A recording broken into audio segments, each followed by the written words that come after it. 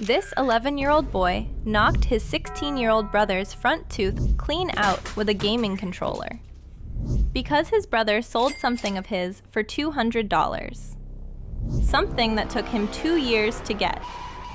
And their parents didn't believe a word he said until they saw the blood on the carpet. Adam was a quiet kid, the kind of kid teachers forget to call on. He had one friend at school named Theo, a goldfish named Biscuit that he fed every morning before the bus came, and one thing that actually made him feel like somebody: a Roblox account he had been building for almost 2 years. His older brother's name was Mark. Mark was 16. Mark had the bigger room, the newer phone, the girlfriend from the grade above, and the habit of calling Adam the Goblin at dinner until their mom told him to stop. Mark didn't play Roblox.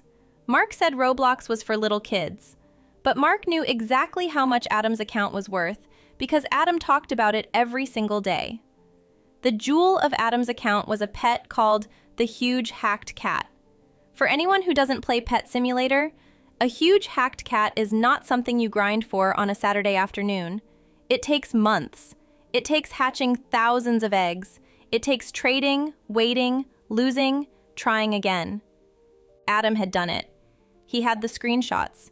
He had the date. He had the moment the cat finally appeared on his screen, saved as his phone wallpaper.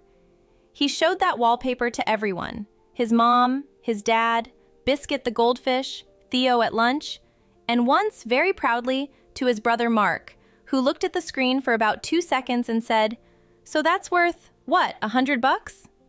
Adam said, "More than that." Mark said, "Huh." That "huh" was the beginning of everything. Adam just didn't know it yet.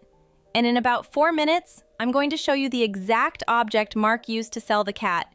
It wasn't a computer, and it wasn't a phone, and that's the part nobody believed at first. Here's the thing about little brothers. They leave trails. Adam had written his Roblox password on a sticky note, and that sticky note was stuck to the inside of his desk drawer, which was mostly safe. But Adam had also, one time, 3 months earlier, written the same password on a torn corner of a school worksheet and left it on the fridge because his mom needed it to approve a purchase. That corner of paper never came down. It got buried under a pizza menu, a dentist appointment reminder, and a magnet shaped like a strawberry. And Mark, one Tuesday afternoon, while looking for the pizza menu, peeled everything off the fridge. And he found it. Mark didn't tell anyone. He took a photo of the paper with his phone. Then he put the paper back exactly where it was. He even put the strawberry magnet back on top of it. That detail matters, because it meant he had already decided. That night, Mark waited until Adam went to bed. Then he sat down at the family laptop, the one their dad used for work, the one that lived in the living room. He logged into Adam's Roblox account. He went into Pet Simulator. He opened the inventory, and there it was at the top of the list, glowing: the Huge Hacked Cat. Mark had spent the whole week messaging a guy on Discord, a stranger, someone who had posted in a trading server. The stranger had offered real money for the pet, a number that, to Mark, felt like rent. To Adam, it would have felt like a fortune. Mark told himself he'd share it, maybe, later. Mark made the trade. He sent the pet. The stranger sent the money to a gift card code, which Mark screenshotted, closed the browser, cleared the history, and went to bed. In the room next door, Adam was sleeping with his arm around a plush shark, completely unaware that the thing he was most proud of in the world had just stopped being his. The next morning, Adam woke up, grabbed his tablet, opened Pet Simulator, and the inventory loaded. He scrolled once. He scrolled twice. His thumb kept scrolling, like maybe if he just kept going, the cat would appear. It didn't. He refreshed. He logged out. He logged in again. He checked his trade history. His hands started shaking. He ran downstairs in his pajamas and yelled, "Somebody hacked me!" Mark, eating cereal, didn't even look up. He said, "Probably one of your friends," Told you that game is for babies. For 3 days, Adam was a ghost. He wouldn't eat. He wouldn't go to school without crying in the car. He wrote a long message to Roblox support that he rewrote 14 times. His mom thought he was being dramatic.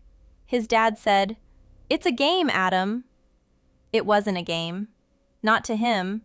That cat was 2 years of something. It was the only thing he had ever finished in his life that he was proud of, and somebody had just deleted it out of his hands. On the 4th day, Adam did something he'd never done before. He went into Mark's room while Mark was at basketball practice. He wasn't looking for the cat. He didn't even know what he was looking for. He was looking for a feeling, something that said his life was still real. He sat on Mark's bed. He looked at the desk. He looked at the laptop charger coiled up on the floor. He saw Mark's Xbox controller sitting on top of a stack of school books, and on top of the controller, there was a gift card. A physical one, still in its plastic, shiny, not scratched off. Adam picked it up. He turned it over. On the back, written in Mark's handwriting in blue pen, were 4 letters and 3 numbers. Adam knew that code. It was the last 4 letters and 3 numbers of his own pet simulator username. For about 10 seconds, Adam just sat there holding the card. The room was very quiet. He could hear the washing machine running downstairs. He could hear his mom on a phone call. He could hear his own heartbeat, loud, in his ears.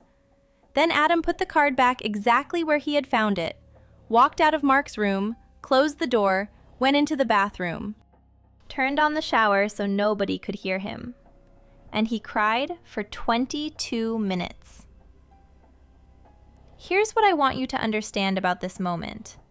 Adam didn't cry because he lost a pet. Adam cried because he finally knew. Knowing is worse than losing.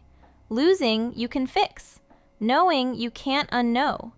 And the next thing he did completely on purpose. Stay with me, because the object he picked up next is the one his mother will later describe to the emergency dentist as the stupidest thing he could have grabbed, which is probably why he grabbed it.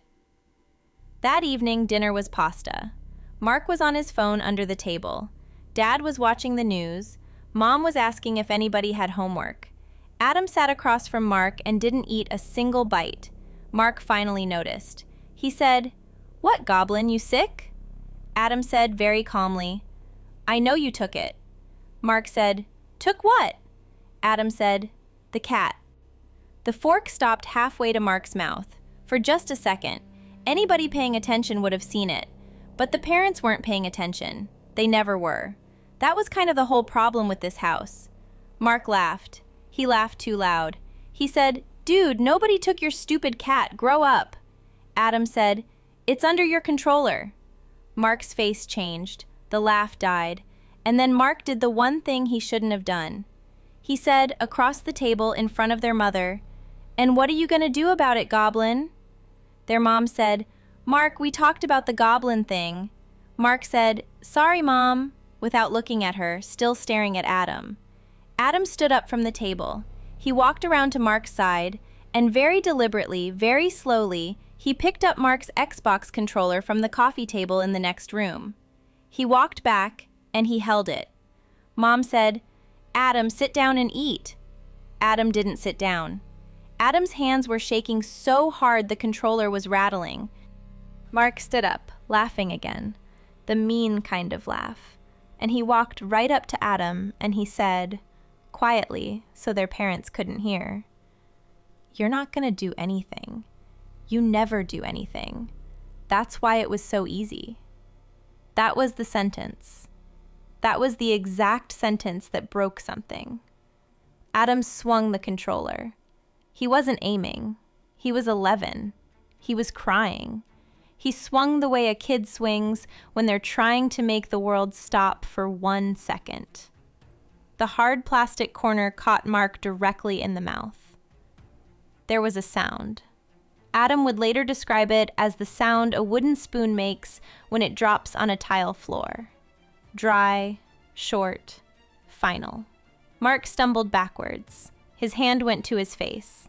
He pulled it away. There was blood on his fingers. And there was something small and white on the carpet. It was Mark's front tooth. Their mom screamed. Their dad stood up so fast his chair fell over. Adam was still holding the controller. He was frozen. He wasn't crying anymore. He was just standing there looking at the tooth. And for one strange, awful second, all 4 people in that dining room understood exactly the same thing at exactly the same time. Adam had done that. On purpose. Because of a cat. The rest of that night is what families try to forget. The emergency dentist, the ice pack, the shirt soaked through, the mom who couldn't stop shaking her head, the dad who finally asked the question nobody had wanted to ask. Mark, did you actually take it? And Mark, with cotton in his mouth and one tooth shorter, finally said, yeah. Their parents are still, months later, figuring out what to do about that. They tried family therapy. It lasted 2 sessions. They tried taking away all the screens. Adam cried for a week. They tried giving Mark chores to pay Adam back. Mark did them twice and then stopped. The huge hacked cat was never recovered. The stranger on Discord had already traded it away, twice, through accounts that were already banned by the time Roblox support finally answered Adam's email, which was, for the record, 41 days later. Adam doesn't play Pet Simulator anymore. He hasn't logged in. He still has the account. He just doesn't open it. His wallpaper now is a photo of Biscuit the goldfish. Mark got a fake tooth. It doesn't match the others exactly. You can see it if you look. Mark has stopped smiling in photos. They don't talk. They eat dinner at different times now. Their mom sets 2 plates for 2 shifts. The brothers pass each other in the hallway and neither of them looks up. So here's the question I want to ask you. Who actually broke this family? Was it Mark for stealing something he knew mattered? Was it Adam for swinging the controller? Was it the parents for not paying attention? Or was it the stranger on Discord who bought a pet from a teenager at 2 in the morning and never once asked who he was talking to? Tell me in the comments. I read every one. So tell me honestly, if your brother stole 2 years of your life and sold it to a stranger, would you have swung that controller? Or would you have stayed quiet like Adam should have? I read every comment and I want to know where you stand. Subscribe to the channel and like this video. See you there!